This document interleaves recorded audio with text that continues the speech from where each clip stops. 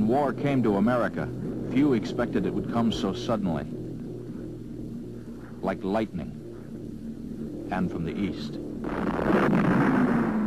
Yesterday, December 7th, 1941, a date which will live in infamy. It was really anger at those so-and-so chaps. You know, nobody does this to us, and they'll live to regret it. I grew up in Lowell, Mass, which was a mill town in the 30s and into the 40s. I had just had my 20th birthday in November preceding the raid, so I was just a young kid. America goes to war. Men of the Army, Navy, and Marines reinforce the battlefronts on 6 continents to save the homes and ideals of free men from Axis domination. I think everybody felt patriotic. You know, they were, excuse me, they were behind the cause. The reason they went in was because of what the horrors were going on in Europe. I think it was the siege of Leningrad, actually. I went to that movie, and it was so horrifying. You know, I think everybody that saw it, or anybody that knew anybody that was in the service, you know, felt their duty to do something.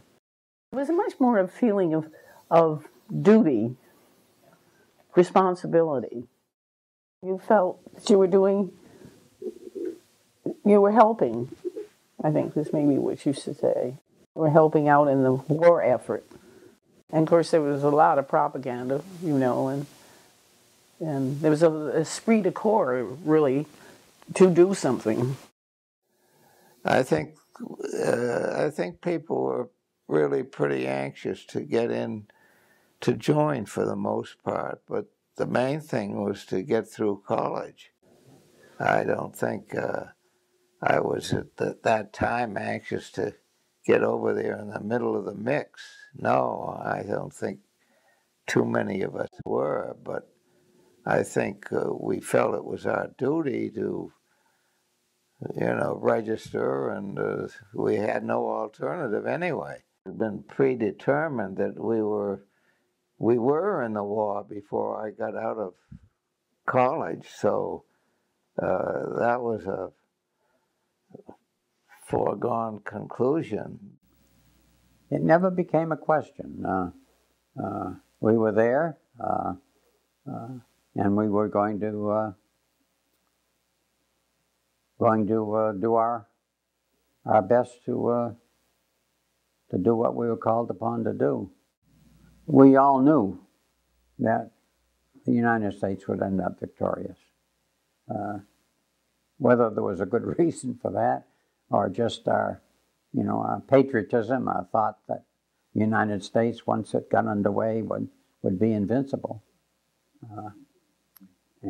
So we were fully confident that we would, ultimately win the war and end the war, and that we would get home one day. General Eisenhower visits the Third Army, which is doggedly battling its way toward heavily fortified Metz, another key to the Siegfried Line. Our big guns open up.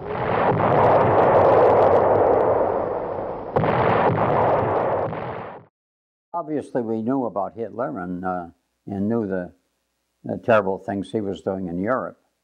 But we had our own situation, so we didn't, speaking for myself, we didn't dwell on.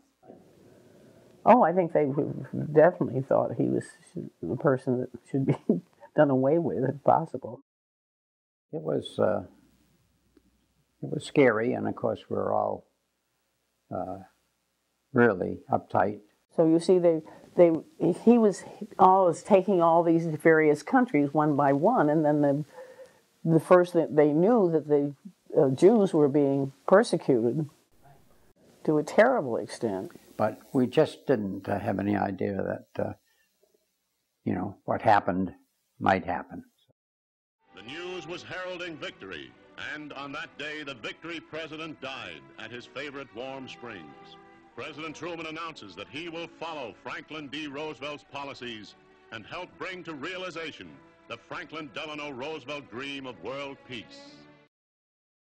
We were trying to take this house, and we were lying flat on the ground trying to get forward towards taking this house, and just word came up from the rear that the president had died.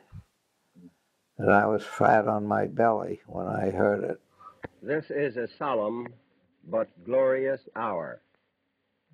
I wish that Franklin D. Roosevelt had lived to see this day.